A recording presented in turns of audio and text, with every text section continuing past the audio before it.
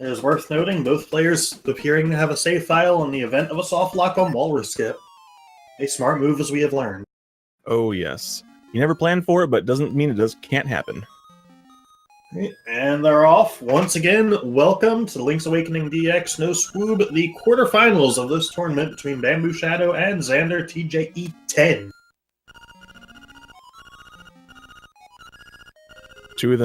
Both of them very high tier runners. BambooShadow is slightly higher up on the boards, but in a game like this, that doesn't count for as much as you might think. It counts about as much as the points on whose line this is anyway. Well, a little bit more than that, because these aren't made up, but I mean... But in any case, you're going to see both of them right now just heading on down to the beach to pick up the sword. Very important. Notice that they're staying pretty close, but not quite on top of each other, because even little movement tricks you see can add up a lot. You're going to see them bounce off that thing that looks like a Gordo to try to grab the sword early. They both get the fast sword. Picking up the sword early, that means basically you got the sword dialogue box over the owl flying away, saves them about a half a second.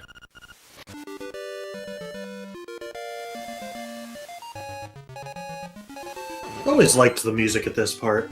Oh, absolutely. Like you're about to start your epic journey. Don't screw it up.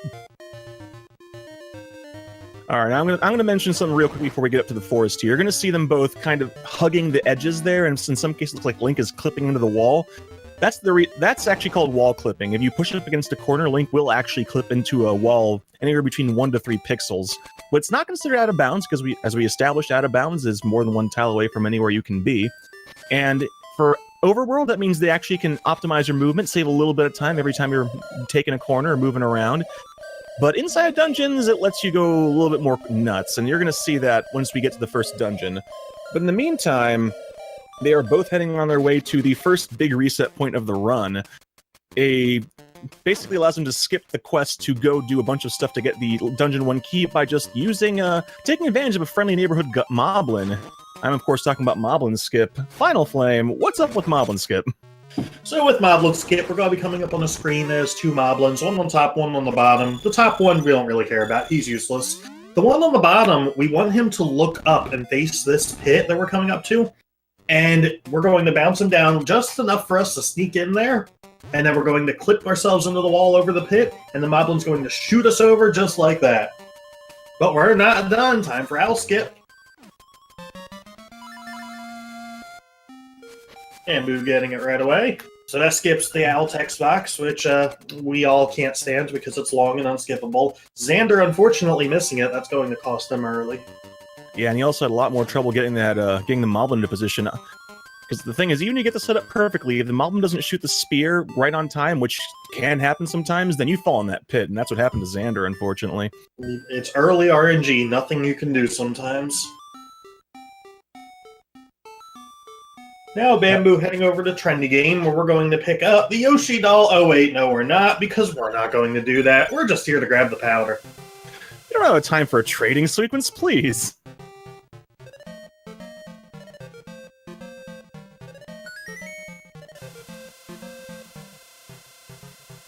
So 2 different ways of getting this powder. This is the one that most players do. There is another method of grabbing the mushroom in the forest and eventually trading it in later on down the road for the powder. However, neither player are going for that route today. Yeah, that's more of a borrowed trick from Link's Awakening. And as far as I know, the only person I've seen do it in this tournament so far is Vlak, but... TGH does it as well. Oh, he started doing it as well? Okay. He is. So we just stole from that shop, and the shopkeeper does not like us for that, so he's going to murder us. And the police service here is very horrible. He doesn't actually get charged, but he does allow us back in the shop to try it again. Goodness, Emperor Palpatine is really branching out. So Crunchy, why are we stealing? Why are we stealing? Well, there's a really good reason for that, because we need the shovel for one specific thing, and the bow and arrow is an incredibly useful item we'll use throughout the race, but they're both really expensive.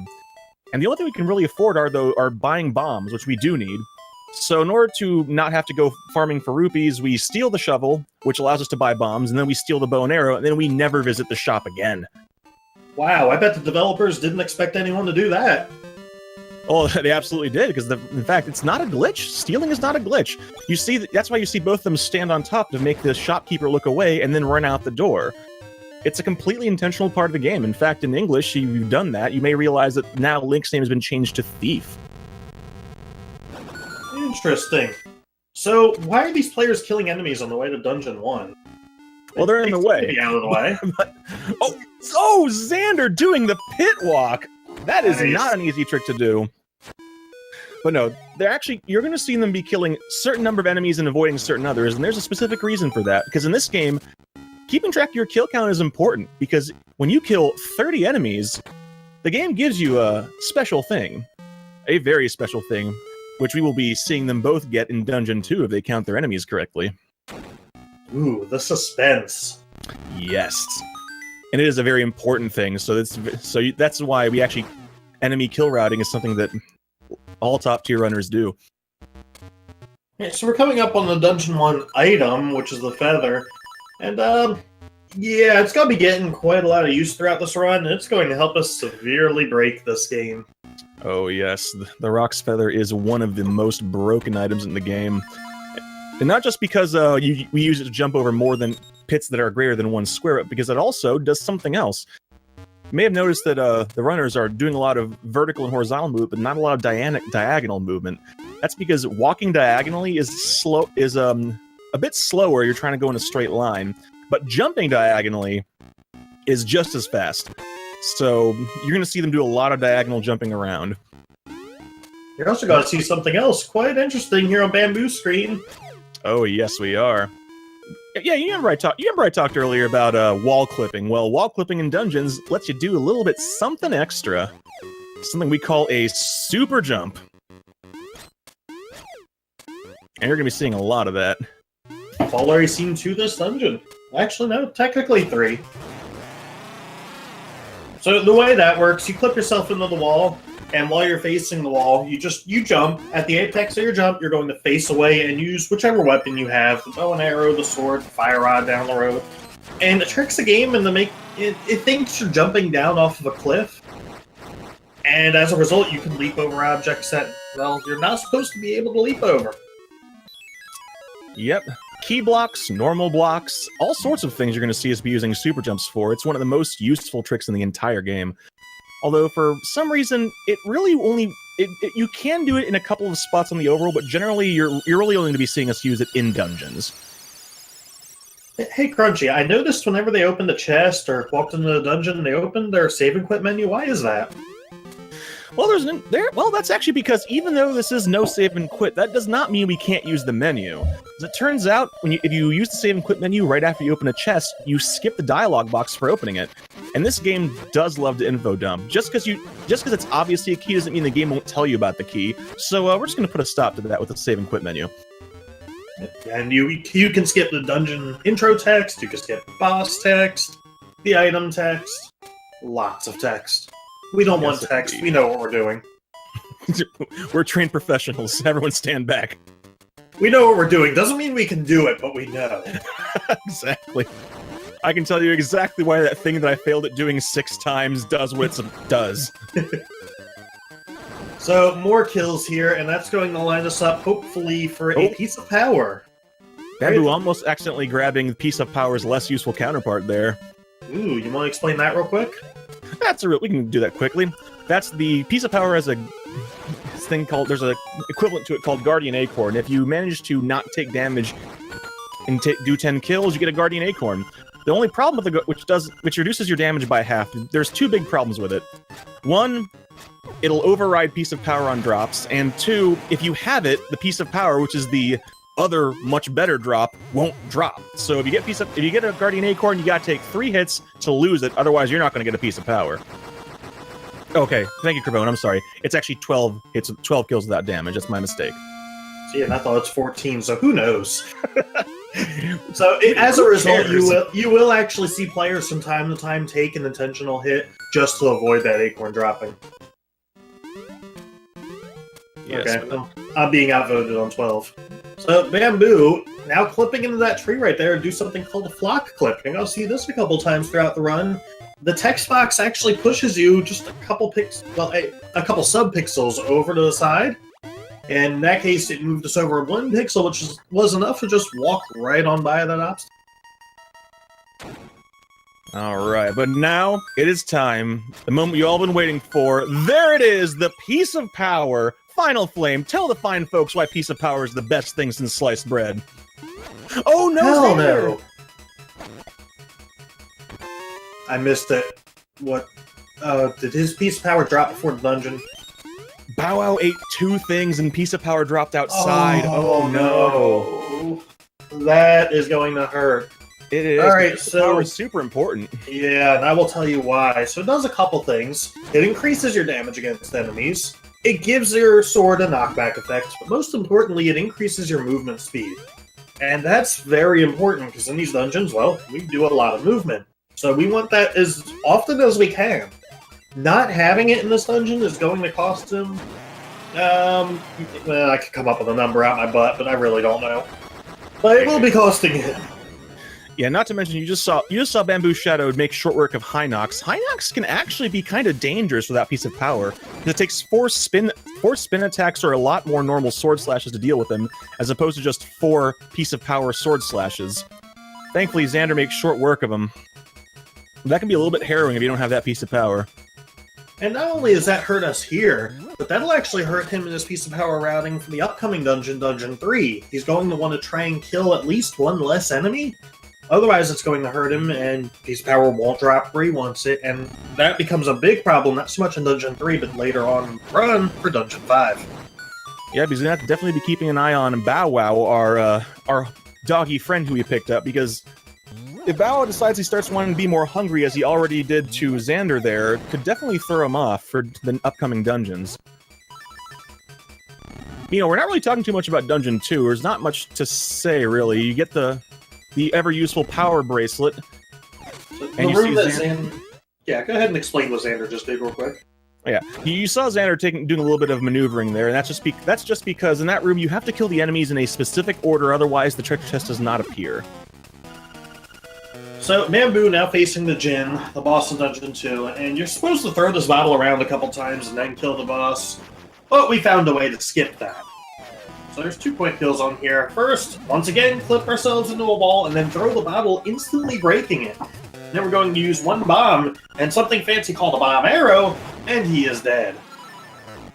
Yes, you may have noticed in Dungeon 1, the bow and arrow made short work of the mini-boss there, but the bow and arrow also lets you attach bombs to them. You press the bomb and the arrow button within 4 frames, the bomb's attached to the arrow and it explodes on contact, which in this case lets us skip a rather lengthy and annoying second phase.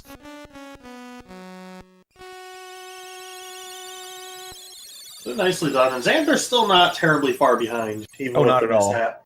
This race is far from over. Oh, very far. And yeah, we could just clip into a wall again and walk right on by the enemy outside the Dungeon 2. And skip over this heart piece of shame 1 more time. The reason we don't pick it up is we're never going to encounter enough to get a full heart container. And more importantly, picking it up makes a text box and a cutscene. It just slows you down. Yeah.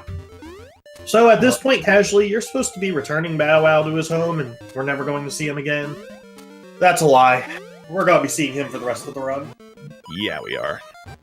And he actually does manage to be a bit useful. He doesn't just eat enemies and mess up piece of power counts. He actually helps us in a couple of spots, which we'll be seeing later on.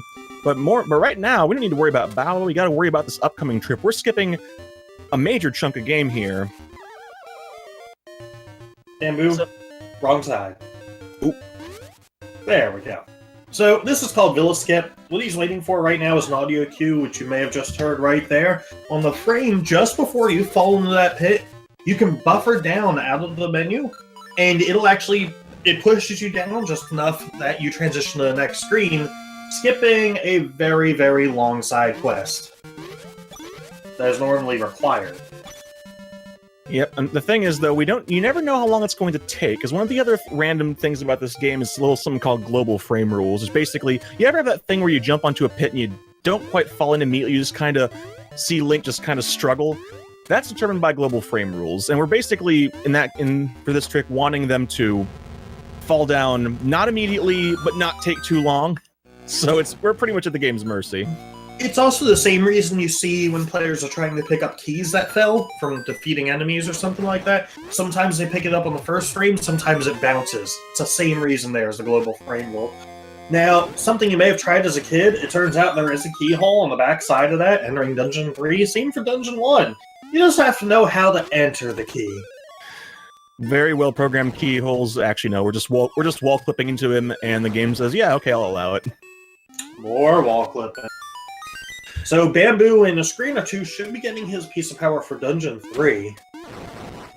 Looks like he'll be getting it here. And just in time to facilitate a very useful trick. Also a dangerous one if you're not careful. This is the Dango skip. And we're going to do a super jump right there. Just kidding. We're going to go back in and once again try a super jump. And actually spin our sword to clank off the Dodongo, which redirects us over those blocks. Now, if you're not careful and you do it too late, you will land in the center of those blocks and you will be soft-locked. You cannot escape. You have to save and quit. Yeah, that's what makes that trick so tricky, is that it's bouncing off the Dodongo snake is basically determined on its position, so you have to try it fast. If you don't try it fast, you either get stuck in the wall, or more, yeah, you just get stuck in the wall, and you really don't want that, because saving and quitting is allowed in that case, because it's better than just having to forfeit, but it throws off your piece of power count for the entire rest of the game. And you know what? Now we get to do it again! That's right, we do it twice in this run. Yeah, but piece of power does make that trick a bit less risky, because since you're moving faster, you tend to get a little bit more bounce. You know, speaking of moving faster, we're going to be seeing both players move faster now that they've picked up the speed shoes, I mean boots. Oh, the Pegasus shoes, an incredibly useful item. You may remember from Link to the Past, they've made it better. Now you can actually move while it's charging up. So you can it's actually possible to start charging it and then change direction before you take off running like a rocket, and that's very useful. So, don't mind us just taking care of the Dungeon 3 boss very quickly. Goodbye, Again, piece of power makes it a lot easier, because being able to having only use 2 hits to take down each of the split eyeballs versus several more hits and having it bounce up a bunch of times makes it a much less daunting and slow fight. Xander having a little bit of trouble getting it to start splitting, though, but he should get it. There we go. That does happen sometimes. Yeah, both of them doing a great job here, but Xander's having a little bit of trouble, and it's letting Bamboo kind of widen the gap a bit. And oh, there was nothing to see there. Don't worry. Yeah.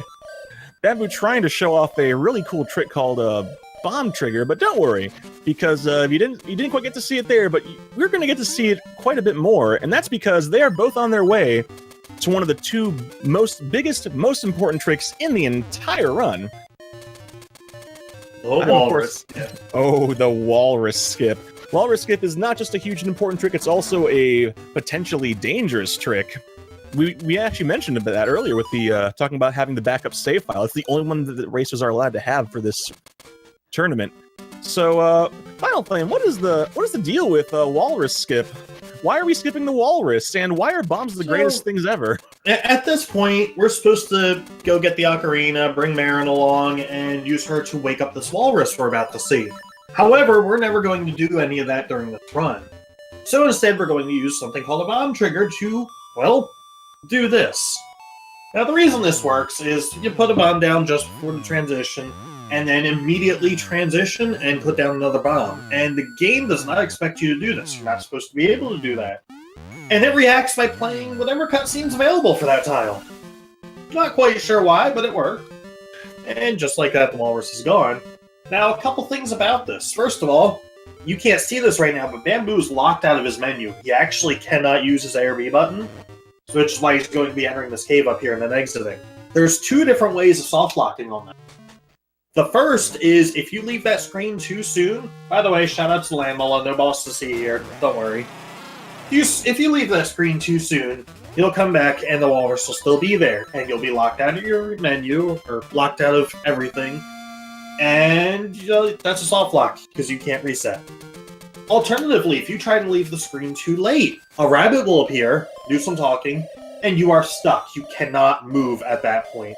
Once again, soft lock. So you only have a frame or 2 to leave that screen. And Final Flame, I just thought about this. I'm just imagining when Link does the bomb thing to make the walrus wake up, he just puts like a red wig on a bomb, draws like a really silly face on it, and just holds it up to his face while pretending to sing. Why? I don't know. Anyway, so that was us picking up the key for Dungeon 4. Now we have to go about 500 miles to go unlock Dungeon 4. Then we have to go 500 more to actually get to Dungeon 4. 500 miles? Please, this island is like 2 miles across. As I said, 500 miles. It's a very big island. So you want to be Okay. careful at this point, because you go through this area so many times that you actually remember to head to the Dungeon 4 keyhole and not walk up these stairs to head to Dungeon 4 without unlocking it. That's a terrible idea. I cannot imagine that anyone with half a brain would ever forget. No one's ever done that in this tournament. Most definitely not. Nobody in this tournament. Don't go look it up. So this is a part where Bow Wow can help you or hurt you, because at this point he can eat all these enemies on the way, or he can eat none of them, and that's going to set you up for a piece of power in Dungeon 5. Dungeon 5 is probably the longest dungeon we have. We also have a lot of backtracking to do, so we want to get a piece of power as soon as possible in it, and not before. Yeah, you may notice we're not really talking too much about Dungeon 4. There's actually a reason for that, but we'll worry about that when we actually get inside that goofy fish mouth. There's a Dungeon 4? Well, sort of. It's less that there's a Dungeon 4, more so that there's two sort of Dungeon 4s that we combine into a Dungeon 4. I'm not too clear. So we have one of the most well-known tricks in the run coming up right here on Bamboo screen. And there we go. Obstacle skip. Most important trick right there. It saves something like half a second, and if you fail it, you lose 2 seconds, and we're going to be doing it twice. And everyone does it every time, regardless of the potential loss of time, because it's just what you gotta do. It's just what you gotta do. Yeah, even if you have to take a few seconds to set it up, you got to get it. And here we are inside Dungeon 4. We're going to be seeing both Bamboo and Xander do some wild jumping in here, including what we affectionately refer to as Dumb Jump number 1, coming up here in a couple of rooms.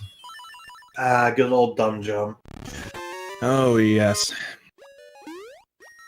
There's a cracked block, and with a very dumb jump, you can get around it just like that. Bamboo and Xander are both excellent runners. They're going to make it look not dumb, but we promise you it is a very dumb jump. And then clip ourselves into this wall, and hey, we just sequence broke half the dungeon. Good job, us. And here's everyone's favorite recurring mini-boss, Cue Ball. Recurring? Whoa, spoilers! I'm pretty sure the statute of limitations ran out on this game years ago. Don't know what you're talking about. So anyway, the reason we're here is we're going to collect this item. The Flipper, not to be confused with Flippers, there's only one. And that was Dungeon 4. For now. Yeah, as you may see here, Bamboo is grabbing that and just leaving, and Xander will shortly be doing the same. Now, Dungeon 4 does have a nightmare key and a nightmare boss and an instrument in it, but we're just not doing that right now. But there's a very important reason we're not doing that right now. Final Flame, what is that important reason? So if we were to complete Dungeon 4 right now, the moment we leave the door, we're going to encounter a ghost that follows us. And our mission is to bring him home and take him on the tour of, whatever this place is. What's this place called again? Colon Island. Oh yeah, that place. That takes time. We don't want to do that. A lot of time. But it turns out that in Dungeon 6, the dungeon item we're going to be getting is the level 2 power bracelet. The moment we grab that, the game sets a trigger, and we no longer have to do that side quest. So we'll be going back to Dungeon 4 after Dungeon 6 to complete it. Yes, indeed. And since we're down here, and Dungeon 6 is actually pretty close to Dungeon 5, we're just going to take care of Dungeon 5 as well. Not to mention Dungeon 5's item is really useful. We should be seeing Piece of Power drop for Bamboo right here, ideally. Oh! Maybe a little late. Hopefully a little late. Yeah, it's probably going to drop for him in the next room with the Stalfos. His Bow has not been nearly as hungry as Xander's has. Yeah. So one thing about Piece of Power, especially for this one, is it can drop on mini bosses. However, you won't see it drop. It won't actually appear. There it is for him. Good. So if it drops on a mini boss, it won't drop, but your counter gets reset to 0, meaning you just missed out on your Piece of Power. And not only that, but you don't realize it unless you're keeping count. Yep. And there's Xander's just a bit sooner. So he's going to make up a little bit of time there. Now, as Final Flame mentioned earlier, Dungeon 5 is by far the longest dungeon, so we definitely want to have it. And that's in part because of this dork here, Master Stalfos. There's a treasure chest in the next room that when you open it, says, hey, there was a cool item in here, but I took it and I gotta come find me. And find him we do 4 times in a specific order of rooms. Thanks, developers! So, the first and fourth time we fight him, it just takes 3 bombs/bomb arrows to kill. Second and third, it only takes 2. And I say kill, he doesn't actually die. You can kill him and get him to drop a key, but that doesn't help us at all. Not at all. We're not gonna do that. Now, one thing these players have to be careful of, and I don't remember if we touched on it earlier, you can lose Piece of Power by taking 3 hits from enemies. We do not want to do that until the very end of this dungeon, which we will discuss later on. Yep. Piece of Power and Guardian Acorn, much like the Acorn, taking 3 hits makes you lose it, and also entering or leaving a dungeon or cave, which is why we have to have it drop inside the dungeon. We can't just get it earlier and then come in. No, we have to drop in the dungeon. And thankfully, since Bamboo's been having a good dungeon, he hasn't taken any hits yet. He actually will also be able to do a couple of damage boosts coming up, and still have Piece of Power for the rest of the dungeon. Because he is on his way to Dumb Jump number 2, which is nice D-boost. Dumb Jump number 2 is one of those things which it's a little bit easier with Piece of Power, so he's about to do it right here. Oh! Just kidding. But thankfully, nice. Falling into a pit does not count toward taking hits for losing Piece of Power, so you can fall into a pit as many times as you want until you die and you won't lose Piece of Power. Although you shouldn't, that's a bad idea. So casually, you're supposed to get the hook shot and then go back to that place to get across and get the boss key, but that's a bit out of our way, which is why we do that. Yep. Speaking of the hook shot. Yep, the 4th Master Stalfos fight. You remember that room with the Stalfos where Bamboo got the Piece of Power? That's right next to the final Master Stalfos fight. So the game wants you to go all the way back down there again, get the hook shot, then go all the way back up there to get the dungeon key. This dungeon is already long enough with our speed strats. This dungeon gets absurdly long when you play the game casually. Uh-oh. Bamboo taking an extra hit there. That's alright. Now, you see him going out of his way to kill even more enemies, kind of like on the way to Dungeon 1. I believe Bamboo routes in a Piece of Power for Dungeon 6. It's something not all players do. It's one of those things where generally only like top 5, top 10 runners tend to do it, because that's really the only point where it starts becoming amount of time you got to worry about. Because after Dungeon 5, counting your kills becomes increasingly harder because of things like Bow Wow, and just in some cases not having to kill all the enemies on a screen. So routing Dungeon 6 is like the newest time save that top runners are really starting to work on. Oh, getting that 1-frame jump. That jump that you just saw Bamboo do is actually a 1-frame jump, and he got it. So, real quick, do you want to talk about those Helmsars and how we kill them? Helmsars are annoying because you look at them and you say, oh, you just gotta hit them from behind. Not quite. The game checks that by basically, are you facing the same direction when you hit them? So you can actually be standing next to them, facing the same direction and attack and hit them.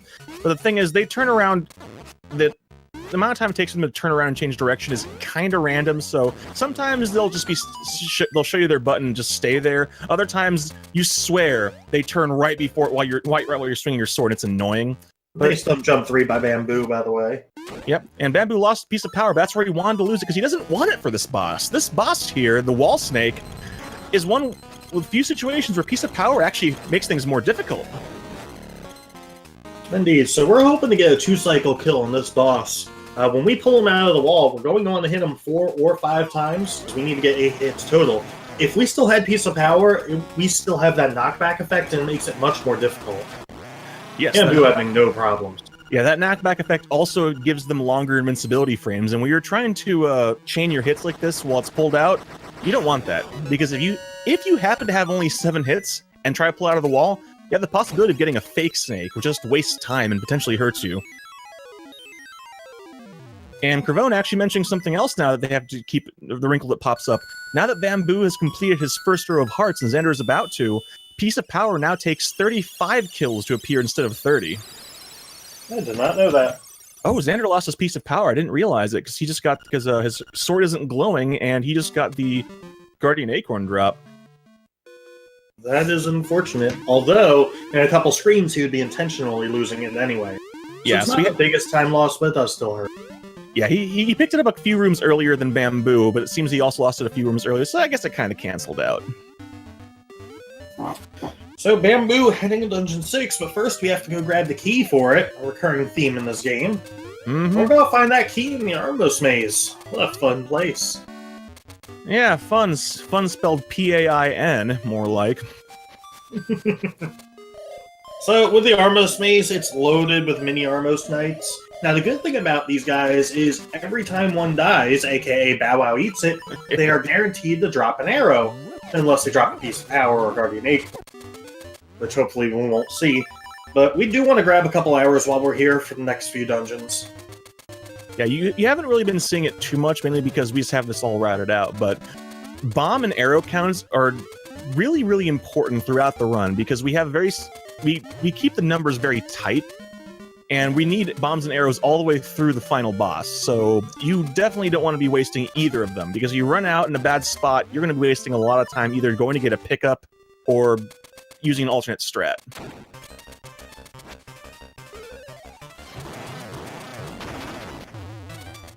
Bamboo making quick work of the Armos Knight.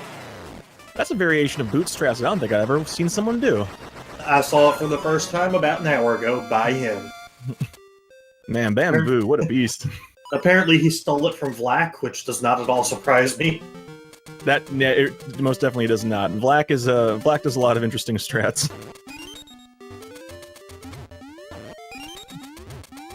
So now we gotta get back through this maze once more, hopefully getting a few more arrows. Although I think at this point we have plenty. Well, it is important to note, though, that fight that you just watched, the Armos Knight, is actually potentially a dangerous fight. Boot strats, Bamboo made them look easy, but that Armos Knight does, I want to say, either 2 or 2.5 hearts of damage if it touches you, and when it jumps, it can stun you. So, boot strats are the fastest strats, but you're really close to it at all times. And it starts hitting you, you can very easily die to that fight. Alright, so, if you're a fan of the Zelda series, you might think Link is the strongest character in the series. Maybe Ganon. No. But that's not true. Hey, dude, you don't want your powder. It turns out Bow Wow is. You might have noticed, that cutscene didn't play. As a matter of fact, a heart just dropped out of nowhere. That's because Bamboo just ate it. Bamboo ate it? No, Bow Wow ate it. Bamboo's Bow Wow. You knew what I meant. Yeah, but I still had to call you out. And right, you just saw an intentional hit, again, just to avoid an acorn dropping. So yeah, Bow Wow can eat cutscenes. And there's that D6 Piece of Power. Nicely done. Alright, now there's not too much to say about Dungeon 6. Like we mentioned before, this is the dungeon where we get the level 2 power bracelet, which was what we need to avoid the long ghost side quest. And also, there are a couple of potential trouble spots in D6. First of all, we're going to be making use of Bamboo and Xander will be making use of a lot of super jumps in this dungeon. In fact, it's so many super jumps in a row that TGH refers to it as parkour, and that's not a bad way of putting it. Oh, Xander's got to be careful. Oh, wow. Yeah, that is trouble coming up. There is a fairy fountain coming up, however, you still gotta get to it if you want to do that. Yes. And speaking if I were of him, I would go. He sure wishes he could do what Bamboo is doing right here. If you hookshot when you're right up against the pot or something like it, the game gets a little bit confused and you don't take damage anymore. It's kind of great. And oh goodness, let's see if Xander decides to take the safety. He does not. This could be trouble just because of that bomb fairy right there. Oh no! He's gonna get pushed all the way back. Oh no, to the Southern Face Shrine. That's a huge time loss. Ooh. Over on Bamboo's screen, you just saw a ton of super jumps, ultimately to get up on that ledge. It just saves us a bit of time because we don't have to walk up to the top of the screen and re-clip ourselves into the wall. And now to another troublesome super jump. If you're not careful, this one can soft lock you by getting you stuck in that wall. There's a good visual cue. Bamboo having no problems. Yep, and he is on his way to one of the most skill-intensive tricks in the entire run. Yeah, I spent a couple hours practicing this, trying to get it right. I think every player needs to. We are talking, of course, about horse heads. Horse heads. Okay, let's see how the skill heads treat him today. Oh man, all that practice really paid off. I swear, every time I commentate, someone gets first try. Hide. Nicely done. No, Bamboo is making extremely short work of D6. This is a very good D6 he's having here. And he's actually only a couple rooms away from the boss now, which is... So you ever land Molus, Master Invisibility? So, yeah, it's kind of the same thing here. The hitbox is there even though you can't see the boss yet. So before it even opens its gigantic floor mouth, you've already hit it 3 times. You only need 5 bombs to kill it, so, yeah. I wish I had known that when I was younger. Yeah, no kidding. I'll tell you fair, even casually, this is one of the easier bosses. Just because you just gotta put bombs down and it dies. Oh, to be fair, the tiles in the pots do hurt. They do a hard damage piece, and you can get blindsided by them if you're not paying attention. I've died so many times to those. So now that we're done Dungeon 6, if you recall, if you've been taking notes, we now have to finish up Dungeon 4. We don't have to do it right now, but we're close enough that it's worth it to go get it. Yeah, and considering that the last 2 dungeons that they both have to do are up in the mountains, it's along the way. We're not going to be coming back out of the mountains after for the rest of the game, so we might as well just do it now. And we're doing a nice bomb trigger there. You might notice we have owl text, but no owl. Yep, so we skip the owl flying away, saves us a little bit of time.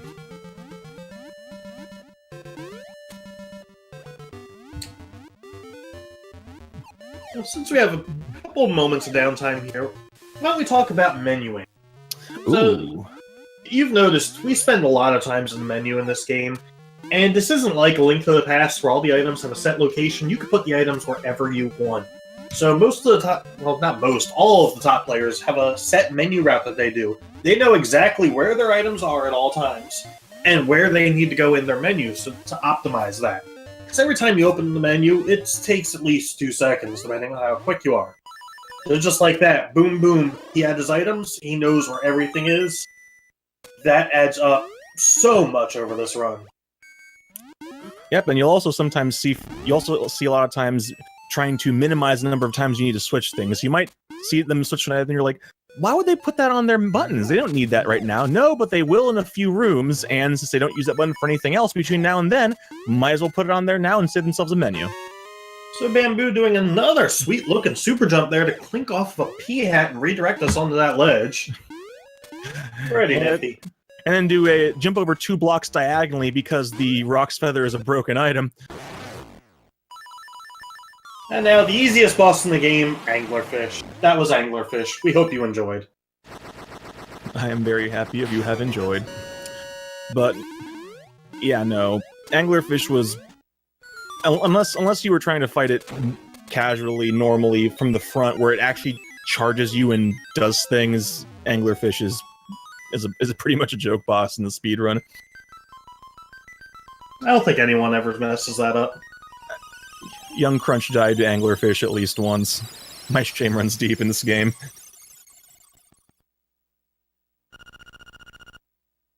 So, that was the end of Dungeon 4. Now, we've got a few minutes till we get to Dungeon 7, because we have to get, once again, the key for it, and that is locked behind probably the most iconic trick from this run, as well as kind of a dangerous one, because if you fail it, you're going to lose about 30 seconds. And we are, of course, talking about Rooster Skip. Oh boy, Rooster Skips. Now, if you play this game casually, you might remember that around this point, you've done the signpost maze, you've gotten the frog song, and the frog song lets you bring things back from the dead. So the game wants you to go back to Maybe Village, resurrect the flying rooster, and then bring the flying rooster up here to fly across this big serpentine pit in a cavern. But we don't have the ocarina, we're certainly not going to go do the signpost maze, so we have to figure out some other way of getting through this weird pit room in order to get that key. Well, as it turns out, the hookshot is good for more than just pulling snakes out of walls and flinging ourselves toward other things. Turns out, there's a fun thing about the hookshot. While the hookshot's firing, the game isn't actually checking if you're standing on solid ground. And when the hookshot retracts, there is a single frame where you can actually use the rock's feather to jump, even if you're not on solid ground. So, using a sequence of hookshot, extend, retracts, and one frame jumps in this cave that Bamboo is in here, you're going to see him go across this pit using essentially sorcery. Oh no, Bow Wow! Why? Oh, I was about to say, there's a couple of things that the game can do to kind of make that difficult for you. If Bow Wow is in front of you, he will stop the hookshot from going out and for your timing off. And also, those global frame rules we talked about, if the game decides that you're going to fall in the first frame you land, even if your hookshot goes out, you will still fall. And if you fall, like you saw there, and like Final Flame said, you're going to lose 30 to 40 seconds getting all the way back up here. So you do not want to be screwing this up. There's two different ways you can do this. You're seeing Bamboo doing the unbuffered method. You can also... Oh, now he's doing buffered. And Bow Wow again! Oh no, Bow Wow, please! So you saw him there. You can also buffer it so you know when you're on that frame exactly. There's no guessing involved. And that's what he tried to do, but unfortunately I think he buffered it a frame late. Yeah, he was a little bit late on that buffer, so I think this time he might opt to just do it buffered because he's already fallen twice, and he probably doesn't want to chance it too much more. So we'll see what he does. He also doesn't know where Xander is at this point. Oh, that was the right frame. Looks like so, just like that. Oh, a little bit late on that. Oh no! That one he just fell. That was the global frame rule getting him. So unfortunately, we have seen Bamboo fall victim to both of the things that are beyond his control. Sometimes you can do everything right with that trick, and the game just says no, and unfortunately, it's done to Bamboo twice. That is unfortunate. That's giving Xander some time to catch up, and with the RNG later in this run, it's not over. Oh, Lord Nav in the chat there, you can't do it without the hookshot. Because without the hookshot, the game doesn't let you jump, even if you're doing that floundery thing that Link does before he falls. The trick is there's one frame between the hookshot retracting and the game putting you in that state where you can jump. So you need the hookshot and the rock's feather to do that trick. Alright, well, he did much better the fourth time around, so now it's time to head to Dungeon 7, which, casually, you might remember is a very long dungeon, very pain in the butt. You have to get this huge ball, throw it at the pillars, blah, blah, blah. We're not doing that. Nope. The game calls it Eagle Tower, I call it Bomb Trigger Tower. Because, you remember when Final Flame was talking about Walrus Skip? How the bomb triggers basically make the game play an event on whatever screen you're on? Guess what? Pillars collapsing? Totally events. So we are going to see Bamboo and Xander use bomb triggers, not just on screen transitions, but also dropping bombs down pits. I'm not sure which strat Xander does. I think Bamboo doesn't that pit, though. Using either of those strats to break the pillars without having to go get the ball. And again, we see Bow Wow, hungry, hungry boy, eating the cutscene to opening Dungeon 7, and Bamboo just walking right in.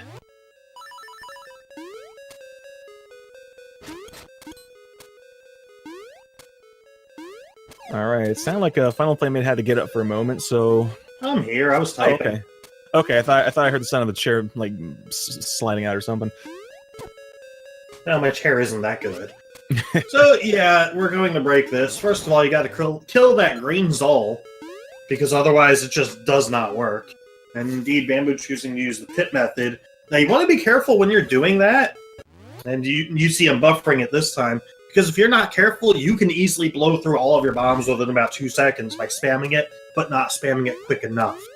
Yeah, in fact, you saw Bamboo lose looks like 2 or 3 bombs there. Indeed, that's why you saw him buffer it the second time.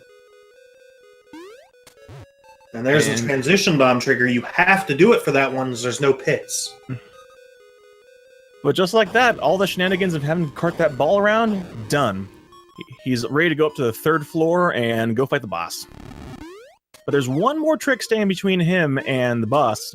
Well, one of 2 possible tricks. I'm pretty sure Bamboo opts to do the more difficult one. So, Indeed. So, we've got 2 different methods here to get to the boss, besides getting a boss key, which we're not doing. The one you're going to see Bamboo do is called Goomba Surf, and it requires being clipped exactly 1 pixel into this wall, and then hoping RNG is in your favor, because you then need to do a naked super jump right there to land on top of a Goomba that needs to move right immediately and land you on that ledge above. Alternatively, if he didn't do this method, there we go. That's still faster than the backup strat. The backup strat costs you 15 extra seconds over a good ideal Goomba Surf, and it's another P-Hat super jump, where we're using a P-Hat to redirect us, this time onto some blocks. So now we're going to break this boss using, of all things, bombs. Who'd have thought? Bombs breaking things in Link's Awakening? That never happens. No. So we're just going to drop some bombs here, 3 to be exact, and the boss is dead. This boss casually is such a pain. Yeah, and we just made it easier. Xander having some fun with his L and R buttons. Yeah, as it turns out, if you pick up and throw a bomb, when you see Evil Eagle leave the screen, you can get that 2nd and 3rd hit easily, and the first one is as simple as dropping a bomb as you're transitioning back up to fight him, so there we go. The old strat was actually to use do D8 first and use the Fire Rod on Evil Eagle, but this is no less difficult. So that was Dungeon 7. Now, leaving Dungeon 7, if you just walk straight down, you're going to land in a hole that sends you all the way to the bottom of the mountains. Xander getting a much quicker Goomba Surf there. We're going to do the save and quit menu, and then we could just skip right on over that pit, saving a ton of time. That save and quit menu is always a little bit daunting to me, just because I have that thing happen where you open it, since you're holding down to jump down, you accidentally save and quit. The good news is, if you do that, well, in a run, it's dead, because no save and quit. Well, it only puts you right outside of Dungeon 7, so in a tournament race, if it happens, it's only going to cost you about 5 seconds. But that's still costing you time. Bamboo, thank you. So, we're going to do another skip here called Marin's Skip, because we don't want to talk to her. If you talk to her right here, you're going to have a long cutscene, you're going to spend tons of time talking to her, and then Terran's going to come along, you got to talk to him for forever. Then they're going to jump down, go along with their life. But even after that, you're not done, because then the owl comes along. And then you gotta talk to the owl, and overall it costs you like 50 seconds. It's a very long cutscene you don't want to get. It makes me sad every time I do it, because you'll pretty much leave Marin there on a bridge in the middle of the mountains, but I mean, sacrifices must be made in this for the sake of frames. Save the frames, kill the Marins. I can't believe you'd say that. Anyway, on to something new. So, now they're going to be skipping, well, me? So, that was Flame Skip. Once again, we clip ourselves into a wall, and if you use your boots, you can go up quick, and the flames do not knock you back. So you're able to get by them. You're supposed to have the Mirror Shield from D7, but we don't actually need it in this run, so we never grab it. I had a bomb trigger here to open up Dungeon 8 because, well, we don't have the Ocarina. And now a very difficult fight, and that was your difficult fight. What a hitbox. Yeah, didn't you know Link is a trained bombcarinist. Play it like it's nobody's business. So anyway, Dungeon 8, casually again, it's very long, but because we know where all the bombable walls are and we have bomb arrows, we're able to make it much, much shorter. Yes, casually this dungeon is extremely annoying because of its sheer size and a lot of hidden things that the game expects you to figure out, but we know what they are, and we know the shortest paths, so we make pretty short work of it. So yeah, it turns out some of these blocks you can push sideways, as you saw there by Bamboo, to get the key in the chest. Yep, if you're clipped into blocks and you push them from the side, the game's like, yeah, you're probably on the correct side. We'll move it for you. So, remember how very early in this run I talked about what out of bounds was and something about D8? That room right there is why that definition exists. So you can do something called Blano Skip to skip this boss fight. It requires a couple super jumps onto that middle island at the bottom of the screen, which it looks like it's a spot where you can walk on. However, you can't actually get there casually. It's impossible. And because it's greater than one tile away from a spot that you can be at, it is now disallowed under the current rule set. But now we... Go ahead. Now, Bamboo's got the fire rod, and Xander's not too far behind. And the fire rod, you might notice that this game has no magic meter.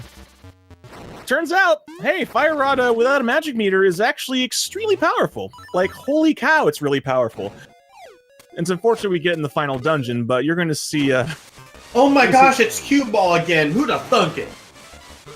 Everyone out there, hopefully, because I already spoiled this one before. Yeah, way to go on that. I had absolutely no idea. So now it's the room that everyone hates. So you want to explain this room? Okay, so yeah, you see the Roomba there.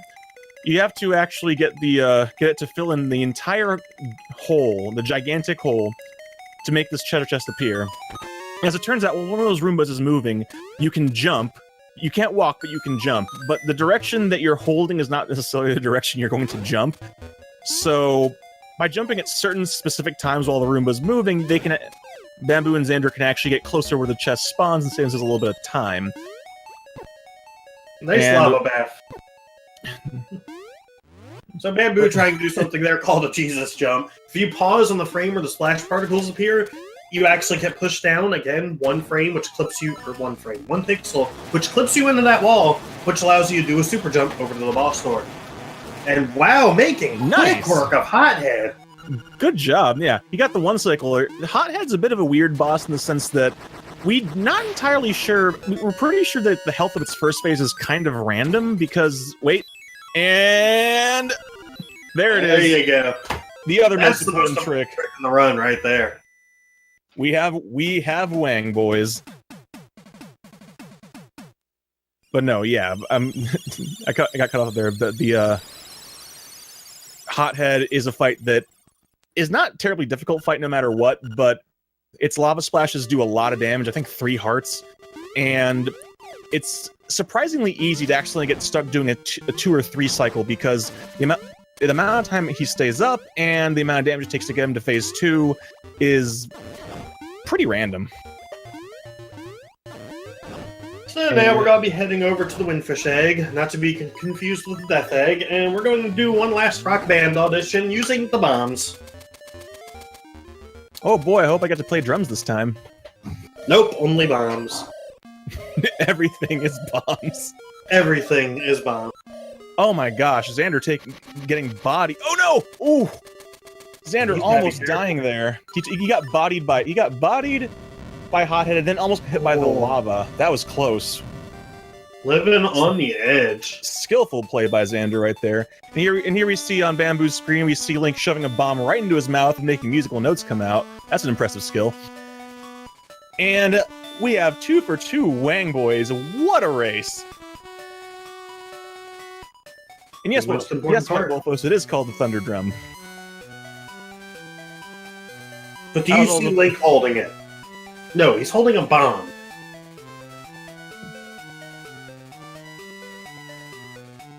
But this is actually a pretty good time to talk a little bit about the egg, because the egg is, if you play the game casually, you might remember that Yoshi doll we didn't get was a really long trade sequence that culminates in getting a magnifying glass to figure out the route to get through the egg, which is randomly generated. But Final Flame, we didn't do that. How the heck could we figure out a randomly generated route if we didn't do the trading sequence? We're just that good. Carry on. That's right, Final Flame. No, it turns out if you never read that book, the pattern is always the same. Left, left, up, right, right, up, left, up. So we don't need to read it. And now one last bomb trigger to skip a ton of boss text as well as boss music. Ooh, and you got it. All right, let's see if we can get the quick kill on the blob, which is phase 1 of Nightmare here. Looks pretty good. If he doesn't get it, and he didn't get it. RNG, nothing you can do sometimes. So he's going to have to use magic powder to instead beat the blob before he can go on to phase 2, which is Aghanim, but not Aghanim as you remember him from Link to the Past. No, this is mean Aghanim.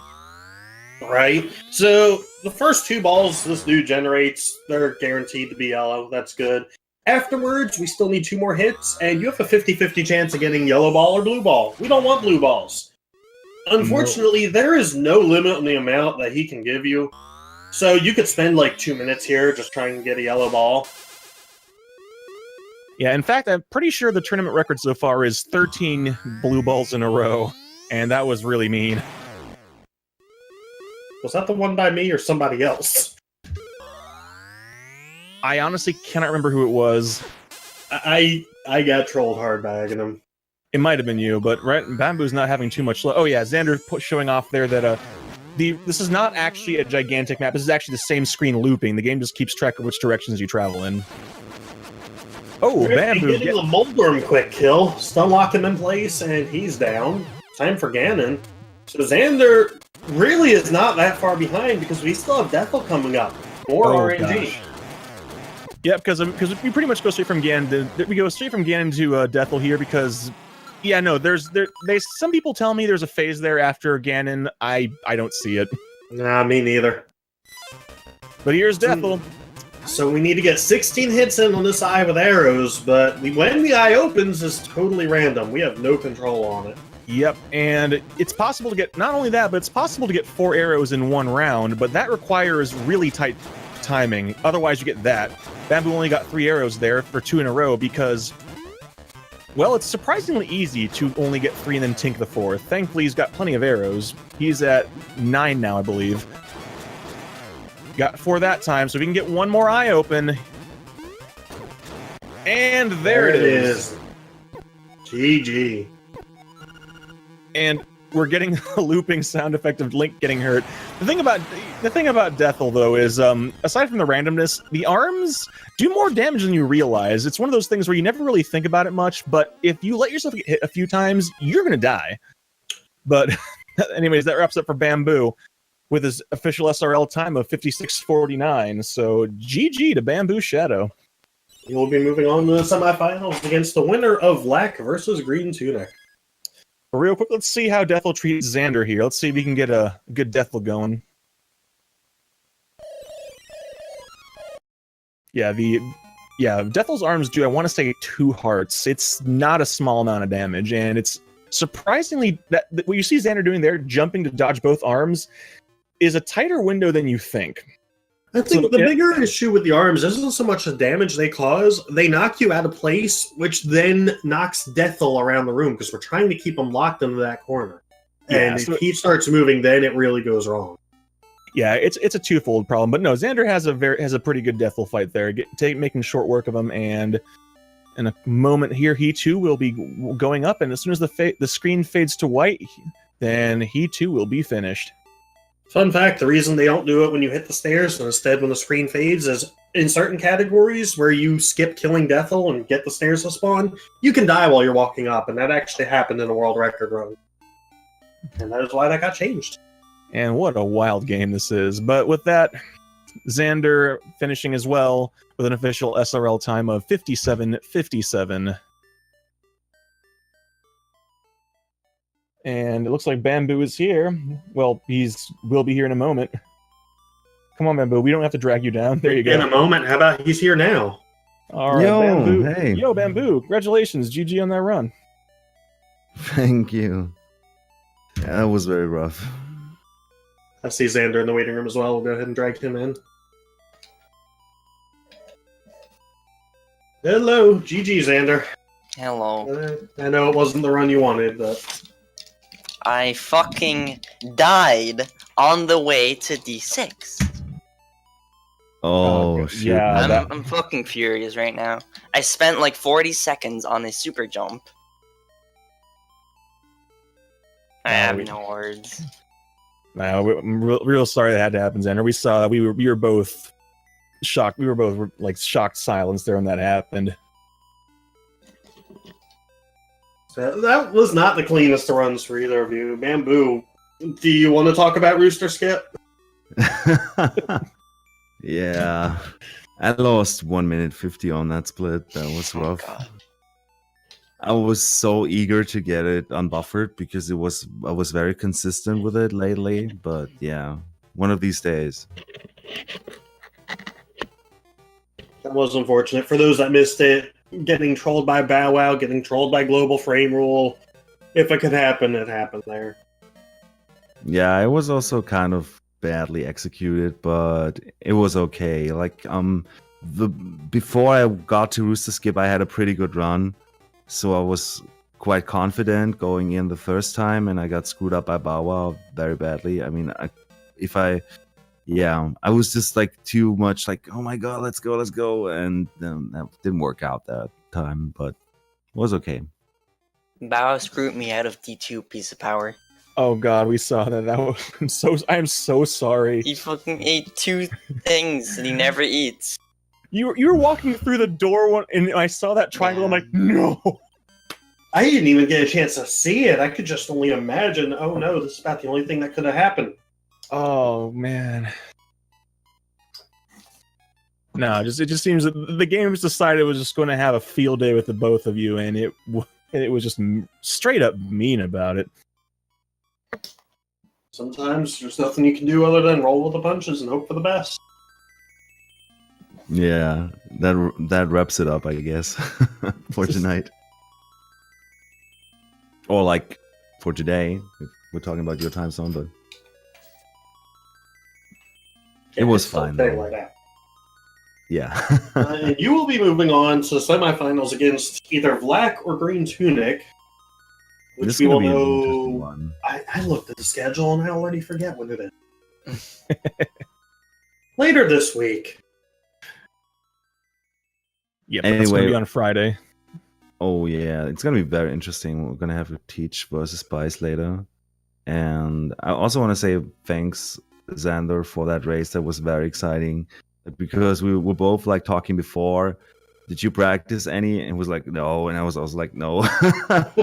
We were like, okay, this is gonna be the rusty race, and we both did a practice run before, and both of our practice runs went pretty good, so we were both like, okay, if the practice run goes that well, then probably the race itself gonna be better not talk about it. Yeah, but aside from that, it was a lot of fun. Like, it was really good. Felt really good playing this game again, racing this game again, especially on speed gaming. Yep. As always, thank you to Feasel and Speed Gaming for hosting this tournament. It is greatly appreciated, especially with all the tournaments going on right now. Yeah, no kidding. There sure are a lot of them. So, and speaking of what's going on, so on the schedule for Speed Gaming today, on this channel, after us will be more A Link to the Past randomizer. There's 2 matches going on. On Speed Gaming 2, there's 2 matches of A Link to the Past randomizer. And currently going on, because there's 4 Speed Gaming channels now, on Speed Gaming 3 is Spectre Night. And that's going on for another 25 minutes. After that, I'm not sure what's going on. The schedule is yet to be filled out, but I'm sure there will be a lot more tonight. And don't forget about the fact that it hasn't been decided what channel it's going to be on yet, but we do have the TGH Spice Father match later. And that'll be at, I believe, 8 tonight, Yes. Eastern. Yes, 8 p.m. Eastern. Keep an eye on the Speed Gaming schedule, which can be found, once I type it, at that link. Check it every day, see what games are going to be on the schedule. So any closing thoughts? Any words for your Dorn fans out there, Bamboo and Xander? Oh, Xander, you go ahead. Oh, I guess he already went offline, if I recall correctly. So I'm just. Oh, I didn't realize I was muted. I said I said that I have nothing to say. Okay. Don't be too hard on yourself, man. Yeah, I want to thank Xander for the nice race, Final, and Crunchy. Always glad to have you commentating. It's a blast. Really nice having you to commentate these races. It's really top quality commentating what we see in these days. And yeah, less RNG. That's all I'm gonna say tonight. Indeed. And I just want to give a shout out to Final Flame because he's been kind of the glue that's been holding commentary for this tournament together in the last few weeks, and really been picking up the slack. And always fun to commentate with him. I appreciate it. I'll be back later tonight with more commentary. Who'da thunk it? Yep, though you will be having the pleasure of having Cravone with you instead of myself, so have fun with that. I mean, oh, great. I'm looking forward to that. Absolutely. So again, GG to Bamboo and Xander. That was a great race. It has a lot of fun to talk over it. Congrats to Bamboo for moving forward. And that's going to wrap it up for us here in LADX land, for now at least. Indeed. So as always, thank you to everybody for coming by. We hope you enjoyed. If this looks like something you'd be interested in running, we do have plenty of resources available that can be found on speedrun.com, including links to Discord, save states, pretty much anything you can think of, as well as a very helpful community that's willing to answer any questions you may have. Yeah, they put up with me, so they'll definitely put up with you. Don't worry. All right, Crunchy, you want to close this out? I think I can do that. So once again, from all of us here to all of you out there, thank you very much for watching, and we will see you next time.